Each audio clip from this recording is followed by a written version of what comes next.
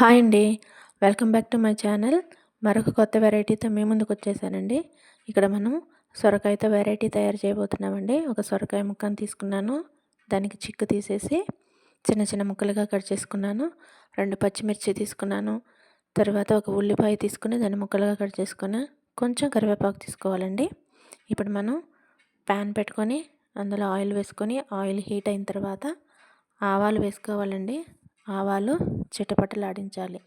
తర్వాత జీలకర్ర వేసుకోవాలి, పచ్చిమిర్చి, కరివేపాకు వేసుకోవాలి.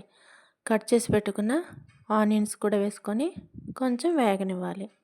దీనిలోనికి తర్వాత సొరకాయ ముక్కలను కూడా వేసుకోవాలి. తర్వాత దీనిలోనికి పసుపు, కొంచెం సాల్ట్ యాడ్ చేసుకొని వీటన్నిటిని కలుపుకొని మూత పెట్టుకొని బాగా మగ్గించుకోవాలండి. దీనిలోనికి వాటర్ మనం కలపాల్సిన అవసరమే లేదు.